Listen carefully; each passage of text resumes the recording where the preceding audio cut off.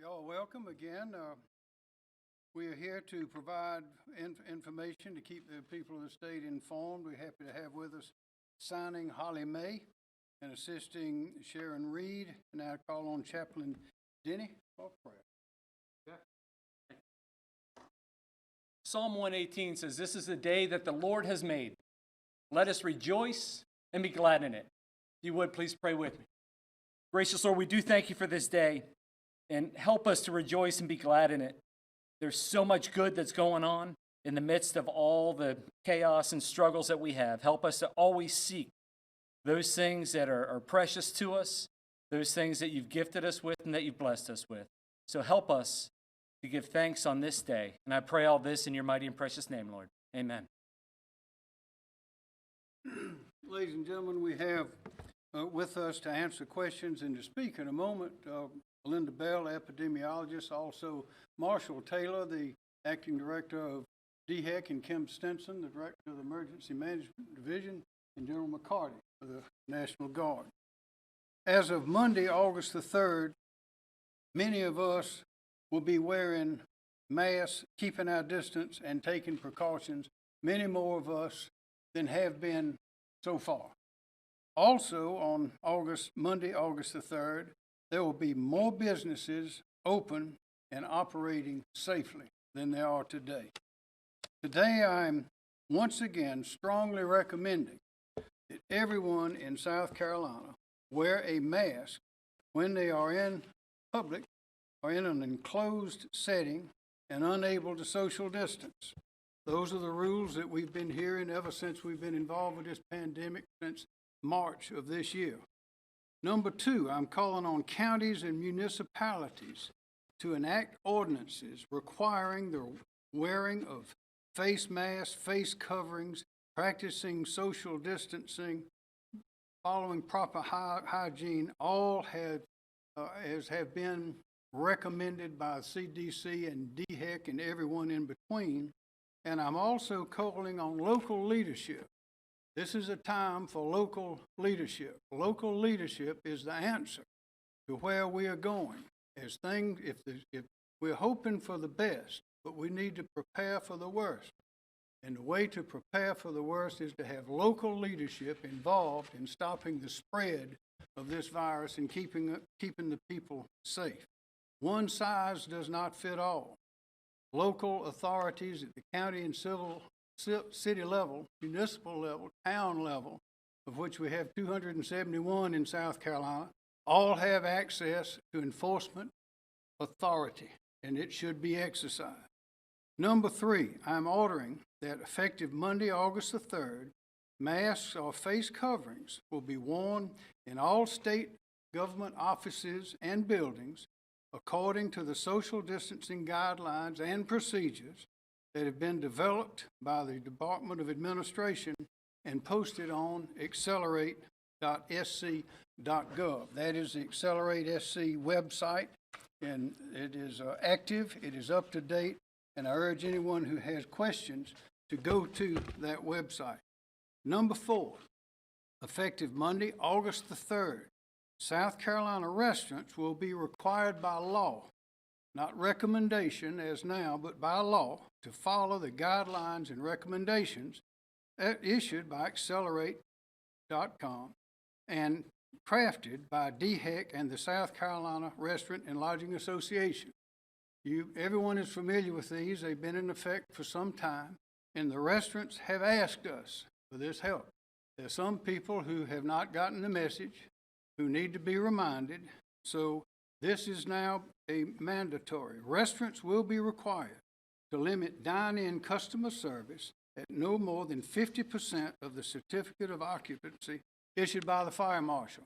That was an Accelerate SC recommendation. That is now the law. Restaurant employees and patrons will be required to wear masks or face coverings. That was an Accelerate SC recommendation. It is now the law. Tables are required to be spaced at least 6 feet apart. No more than 8 customers may be seated per table unless they're from the same family. Again, that was a recommendation. Now it is the law. Standing or congregating in the bar area of a restaurant is prohibited. say it again, standing or congregating in a bar area of a restaurant is prohibited. As you know, we don't license bars, we license restaurants, and some of them have bars.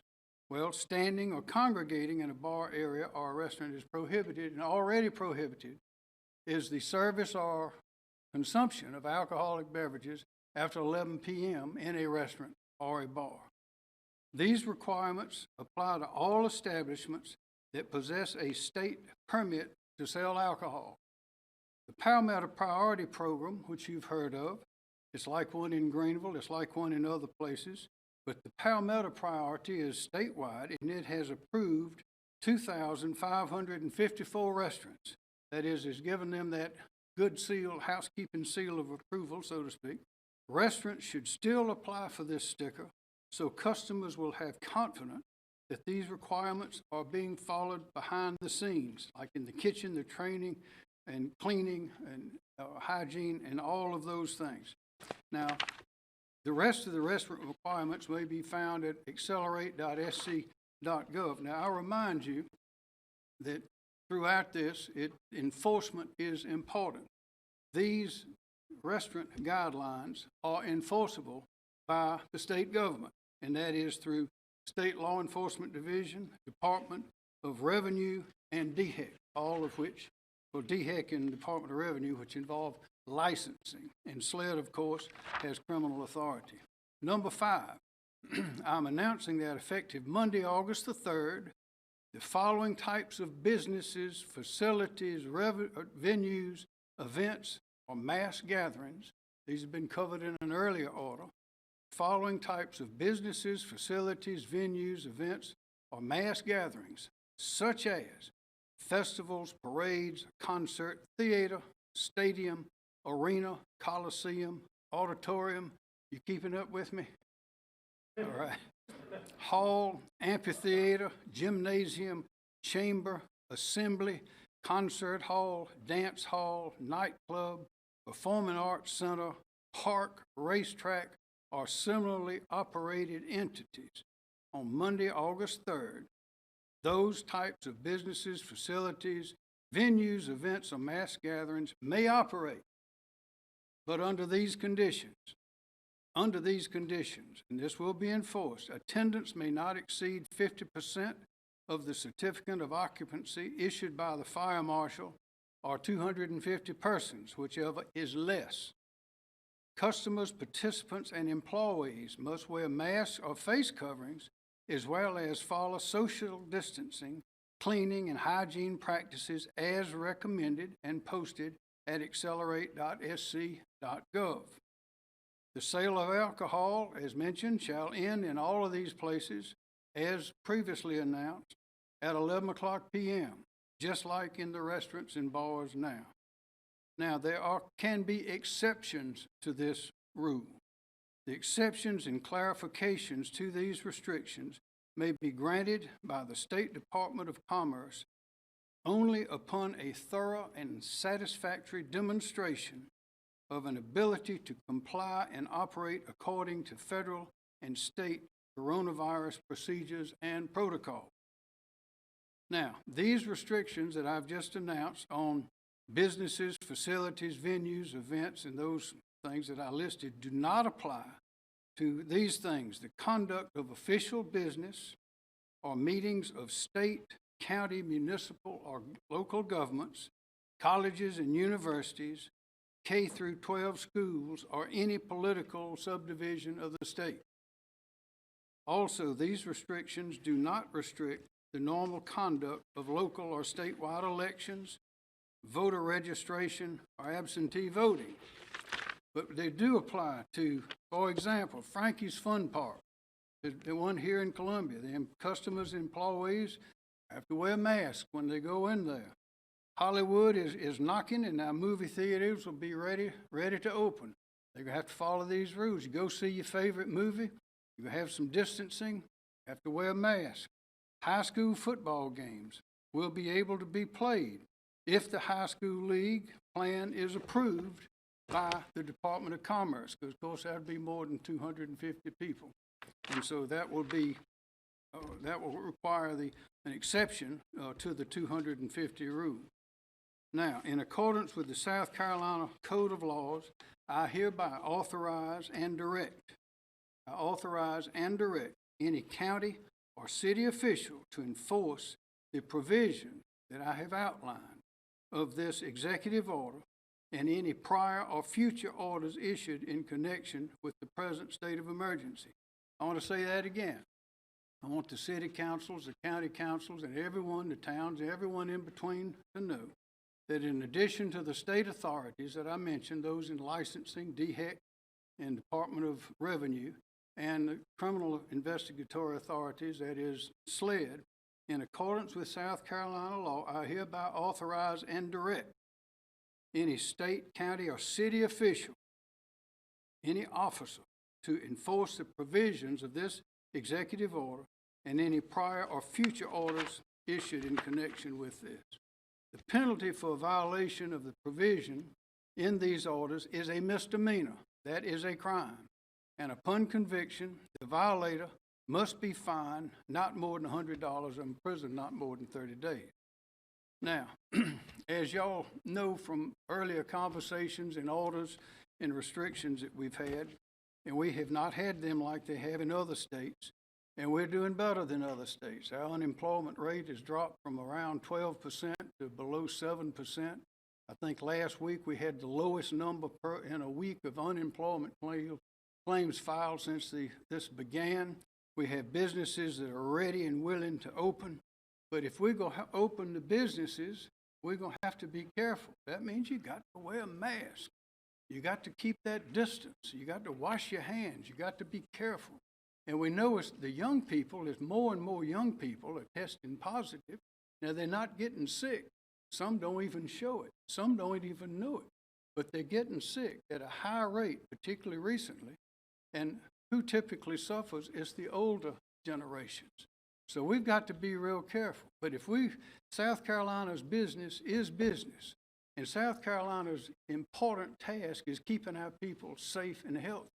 And the way to have our businesses open and flourish and put our people to work is to be safe by keeping your distance, wearing that mask, washing your hands, and being careful what you do.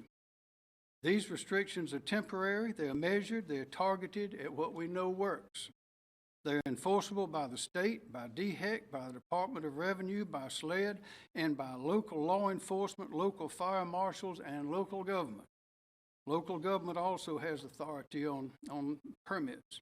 They do not close businesses or constitute a taking of anyone's income or personal freedom. We are not going to close down South Carolina. We went in with a measured, steady, deliberate approach, and we've come out, and we are not going to go back there, and we don't need to as long as we heed these safety measures. These limited measures give South Carolina the best chance to slow down the spread of the virus while keeping our economy open and running and the jobs flowing. Some people will call for some more closing. We're not going to do that. It's not good for our mental health. It's not good for our economic health. It's not good for families, and it's not good for children. These measures are likely to be criticized. That's all right. Seems like everything we do is criticized, praised by some, not by others. But in the long run, we are confident that these things will work, and that's why we're doing them. So I urge all South Carolinians to continue to be courteous and conscientious to their neighbors. Try to be patient, and there will be many times when your patience will be tried. Follow the recommendations, wear a mask, wash your hands frequently, keep that distance, and use common sense, and practice grace. We will get through this, and as a young writer said just recently, wrote, quote, "Grace does not react, it responds. Grace does not yell, it speaks." So in South Carolina, we are known for the way that we react to tests, trials. We are strong people, we are smart people, and I believe that we have the best plan in our state for our future right here in our hands. Dr. Bell. Thank you, Governor, and good afternoon. Today we announce 1,666 new confirmed cases of COVID-19 in our state and 48 new confirmed deaths. This brings our state's total to 85,423 confirmed cases and 1,551 confirmed deaths. We have reported at least 1,000 new confirmed cases of COVID-19 every single day, except for one in the month of July. And sadly, we continue to announce a high number of confirmed deaths as well. A detailed list is available from our daily news releases, and our website shows deaths grouped by the dates of deaths. On average, deaths from COVID-19 occur approximately 2 weeks after an individual develops symptoms. And since we've seen some of the highest numbers of case counts in June and July, we are now seeing higher case counts of deaths. I want everyone to understand that we each have a role to play to reduce these high numbers and these deaths. And it really doesn't require a lot. We have low-tech, simple practices available to everyone, and it has nothing to do with access to care or access to medications. The simple measures are wearing a mask and physically distancing from others when you're outside your home. These are very effective interventions to prevent disease spread in entire populations. We've seen these measures work in many settings, and in 4 to 6 weeks in South Carolina, if we routinely and stringently adopt these measures, we can be in a completely different place in a relatively short period of time. COVID-19 testing is available throughout the state, with currently more than 105 testing events scheduled through the end of August. And testing is key in providing information about where disease is occurring within our state, and it helps us to identify hotspots and other key points. But what is really most important is that we practice the daily precautions of mask wearing and staying physically distanced from others, and making sure that you stay home in isolation if you do have symptoms or if you've tested positive. But we ask people to use common sense in an approach to making sure that testing is available for all of those for whom it's indicated. Individuals who stringently practice the recommended precautions will significantly reduce their risk of exposure and of contracting disease, and they should use common sense when seeking testing. The CDC recently updated their guidance, and individuals who were previously recommended to get a negative test to be released from isolation may now be released based on recovery of symptoms. So instead of being tested repeatedly until an individual gets a negative test result, if they've previously tested positive, a person may be released from isolation when they meet 3 criteria. At least 10 days has passed since symptoms onset, and at least 24 hours being fever-free without the use of a medication that reduces fever, and that other symptoms have improved. We can completely reverse our fortunes and create safe environments for our business recovery, for our lifestyle recovery, and particularly for students returning to school in a few short weeks. This is more important now than ever as we move into the fall and winter, when we will be confronted with the flu season. Fortunately, several local governments in the state have been requiring face masks for everyone in public, and as the state's public health agency, we strongly support those measures and those local leaders' initiatives that are centered on protecting the health and well-being of their communities. Many businesses like Michelin are doing this today, and we hope even more businesses and others will rally to support these initiatives even without requirements. We continue to remind South Carolinians that this is a virus that can be spread from person to person by breathing if an individual is not wearing a mask. So it's very hard to control unless we do something dramatically different. We're asking everyone to share the responsibility in caring for others and helping us fight against this deadly disease. So what we all need to do, again, is to wear a mask when around others, to physically distance from others by 6 feet, to avoid groups and gatherings, to wash your hands frequently, and to follow the advice of healthcare professionals, of case investigators and contact monitors who are working tirelessly to prevent the spread of COVID-19. Thank you. Thank you, Dr. Bell. Just a few notes. You may be interested to know, just in this month, mainly from the July the 19th, 20th, and up through 23rd, 24th, 20th, a lot of our big businesses that national chains that are in the state, have mask and distance ordinances. And it's quite an impressive list. I won't go through all of them, but Walmart has 110 stores. They are using these rules. Kroger with 35. All these are using these rules. The same ones that DHEC and the Palmetto Priority and all have urged. Walgreens with 155 stores, CVS with 191, Lowe's with 50, Best Buy with 13, Costco with 6, Home Depot with 25, Target 19, McDonald's 258, Publix 59 stores, Starbucks 47 stores, AT&T 83, PetSmart 29, Bed Bath & Beyond 13. There are a lot of retailers, big retailers, have in the last just couple of weeks have determined that now's the time to do the same thing that we're doing here today. So this is a good time. We've learned a lot from what Dr. Bell says. You see, we're learning more about this virus as we go along, but we have a grip on it now. And if South Carolina is going to prosper and the people need to be safe, what we are calling for today and requiring in some instances is just what the doctor ordered. So with that, if there are any questions, we'd be glad to try to answer them. Yes, ma'am? Governor, a lot of people want to see football back, but of course safely. Under your new executive order with the capacity in these large venues, could we see a football game if there aren't too many people there? Yes, ma'am. Good question. Football, everybody wants football. Everybody wants a lot of other things. We learned something from the blowfish just recently, and that is that was on the prohibited list. But what they had done over there was precisely what the doctor ordered.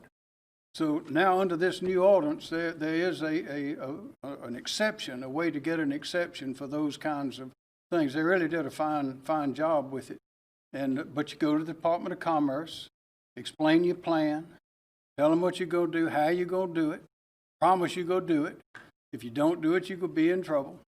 And then you can go ahead. But we're going to take it on that kind of a basis. We want those things to happen. It's a great part of American and South Carolina life, but we got to be careful. We just can't go back to normal yet. Yes, sir. Governor, is there any businesses that will remain closed after Monday? Or Say it again. are there any businesses that will have to remain closed after Monday? No, sir. Okay. And how many people do you actually envision to be at a college football game in the fall? Don't know. Yes, sir. This question is for Dr. Bell. Based on some of the guidance you just issued about avoiding mass gatherings, and in Tennessee, they recently reported over 7,000 school-age children have contracted COVID, and in Georgia, more than several hundred athletes contracted the virus as well. When you talk about avoiding mass gatherings, would you have concerns with football resuming and schools reopening with too many students in the building based on the ease of spread that you've discussed? Well, without understanding the circumstances of those other reports of clusters of cases, the measures that we're recommending with any openings, any gatherings, as long as those practices are in place, then those will reduce the risk of exposure. So if people can choose to attend a larger gathering, but they remain social distanced from others and that they're wearing a mask, those are known to reduce the risk of exposure. Question? Yes.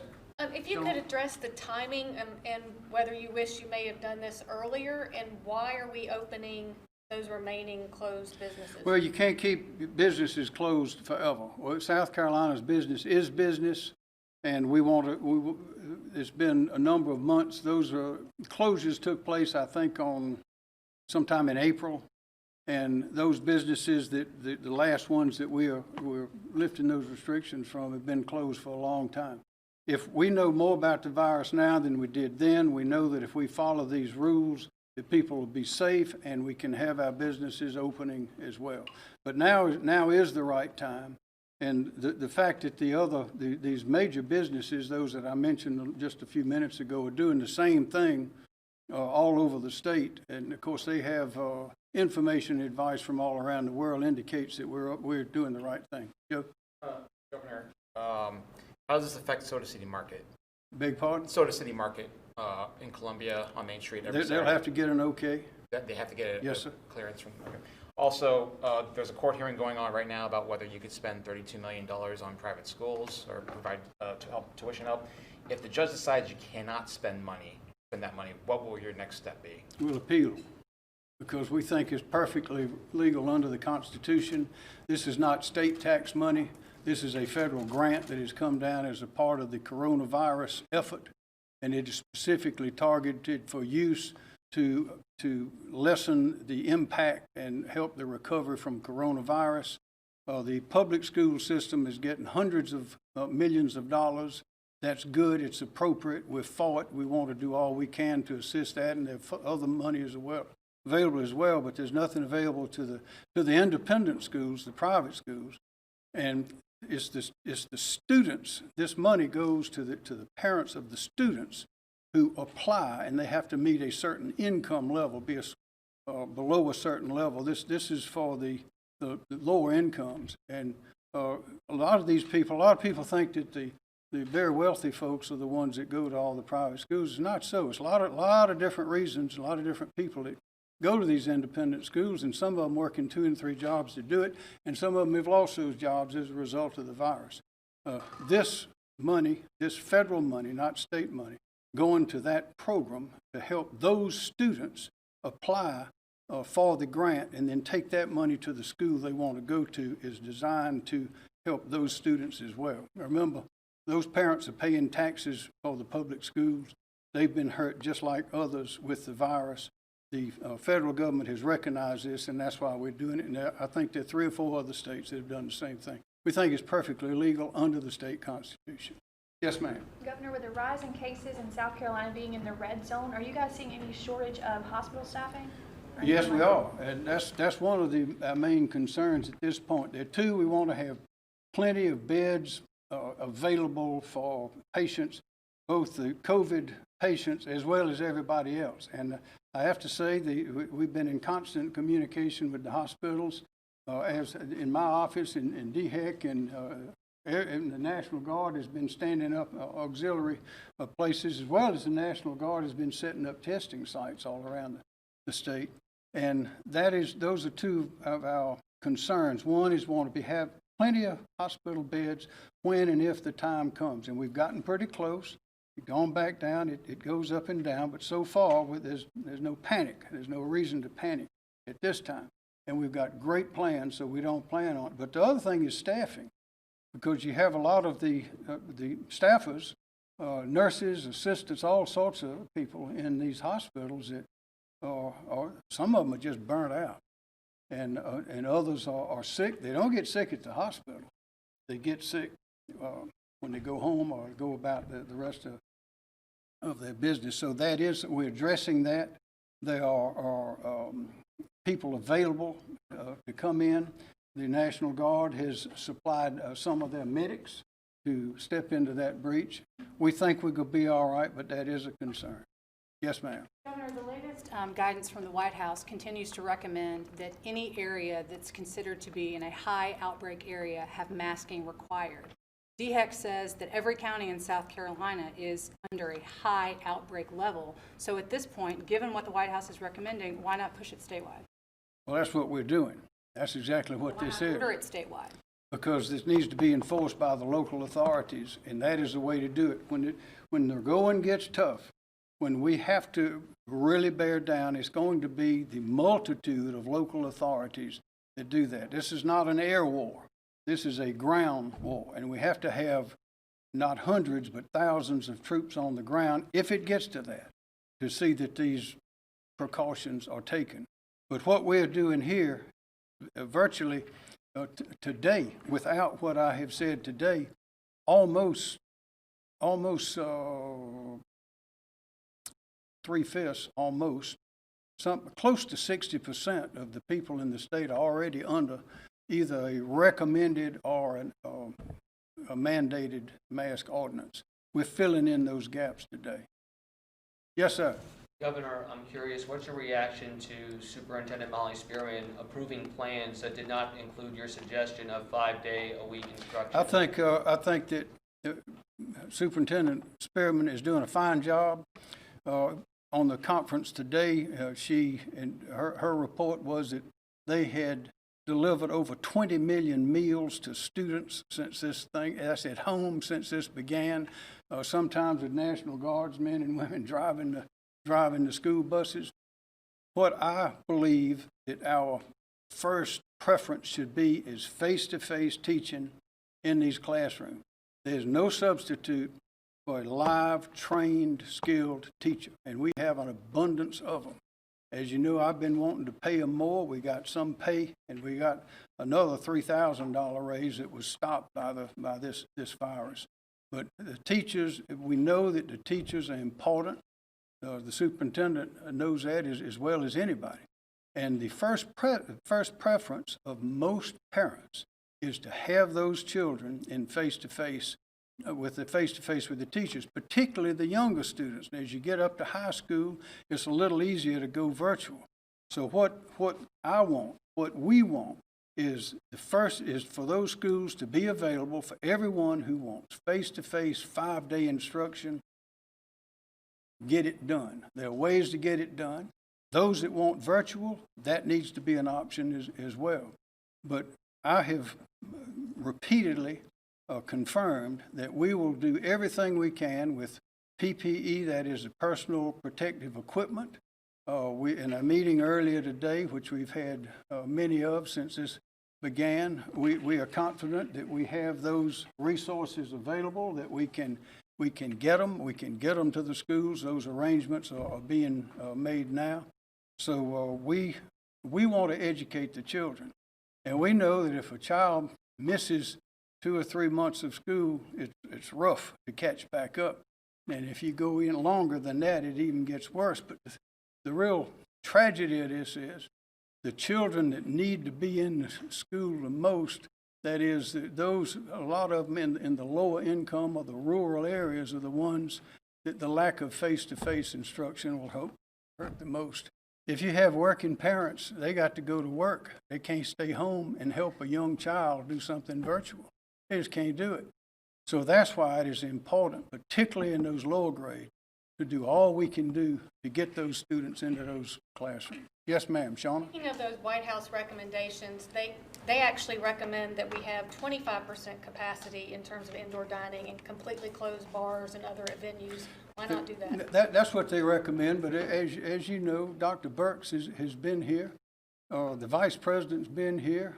Seema Verma has been here, and they've all said that we're on the right track, that we're doing the same thing. They've been very supportive of the steps and the efforts that we're taking, and I'm confident when they learn of these, which they don't know of yet, I presume, unless they're watching this, they'll be very, very supportive of this as well. Yes, sir. I'm not sure if you've seen all the things SE for Ed has done this week in terms of voicing their concerns about returning to the classroom at this time.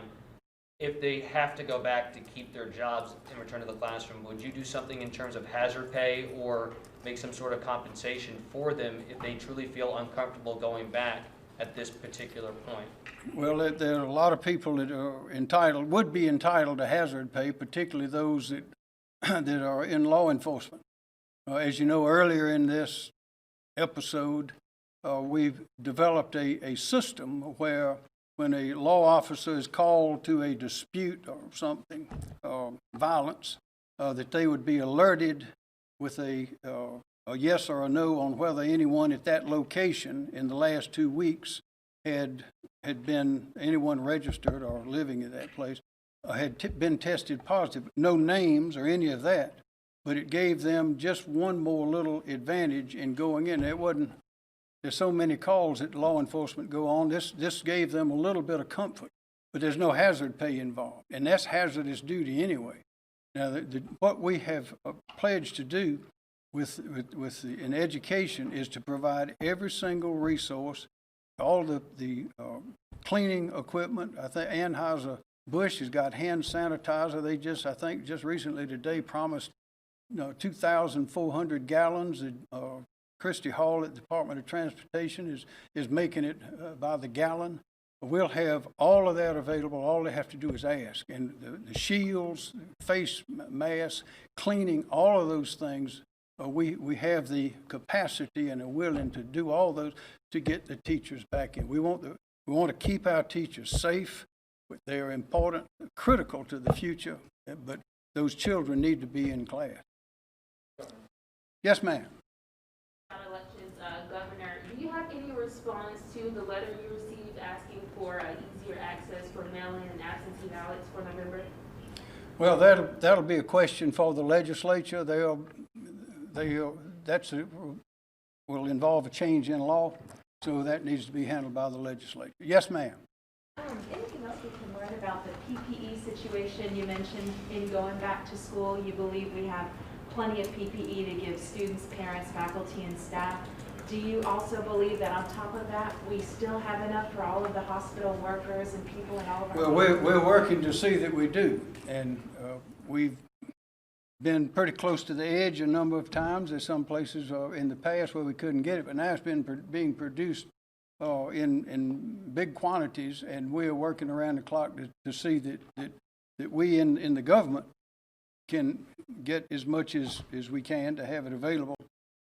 But also all the hospitals and private institutions are all doing the same thing, seeking the market. Kim Stinson, could you address that, please? Sure. Yeah, right now we're in pretty good shape with PPE. We built a pretty good reserve. What's really helped out is the commercial distribution system. That's much improved since it was early on in the process. Just as an example, since the 1st of March, commercial medical distribution companies have provided over 250 million gloves here in South Carolina. So right now, all we're dealing with at the EMD level, here at the state level, is emergency resupply. And we occasionally get somebody that for whatever reason can't get it through the normal system, and they'll ask us, and we'll get it down to them. I think we did 2 this week. And then in terms of the Department of Education, they're ordering or have ordered quite a bit of PPE. Much of it is non-medical, I think, cloth mask. And then we're also helping them out, as I think the governor already mentioned that. We're going to help out with cloth masks, face shields, and gowns. So we're going to do whatever we can do to make sure that they get back into business. The one thing that we don't have that we're hoping to get soon are some testing machines, the Abbott machines and others that can give you the result of a test in just minutes. We don't have those. The federal administration is working around the clock to see that we get them, and we'd be happy to take as many as we can get, because those would be a tremendous help to us. Yes, sir, Joe. Joe. Governor, Republicans in the U.S. Senate are talking about cutting the unemployment benefit from $600 a week to $200 a week, and then starting in October, going to 70% wage replacement. Do you think $200 a week is enough for an unemployment benefit, and do you think Duke could actually transition to a 70% wage replacement system? I know that I don't have the answer to that, or what would be the right level. That's what's being debated, but I know that I think the latest statistics I got from the Department of Employment and Workforce, something almost $8 billion has gone through the Department of Employment and Workforce. I might have that. I mean, there's a lot of money that's come into, but the big answer to that question is not more and more unemployment, but getting people back to work. And part of getting people back to work is having schools open so the children can go to school. Everything is tied to everything else. So we are trying to do all of those things to see that our people get back to work, and they don't need unemployment insurance. Yes, sir. This question is for Dr. Bell. Dr. Bell, a recent study came out that found COVID-19 caused heart problems in many patients who had only mild symptoms. And just your reaction to not knowing the full extent of impact of the virus and long-term on children and both adults, and again, the disease spreading in our state.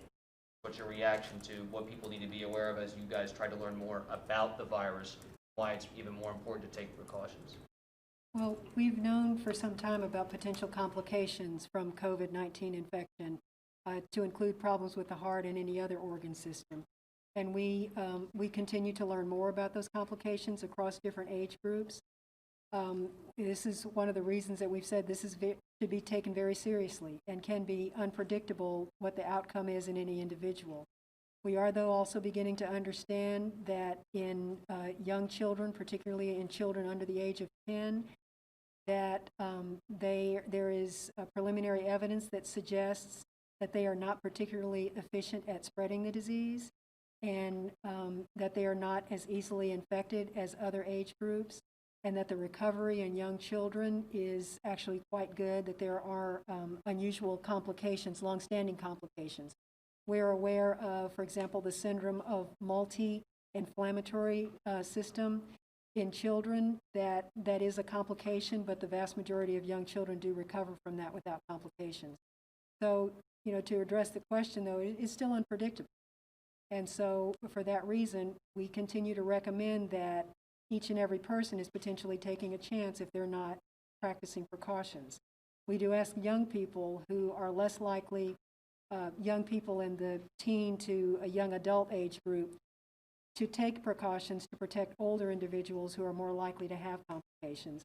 And as we continue to learn more about this infection, what we do know, though, is that the precautions that are recommended are very effective in preventing spread, and that there are many ways that we can safely reopen if those measures are in place. Thank you very much.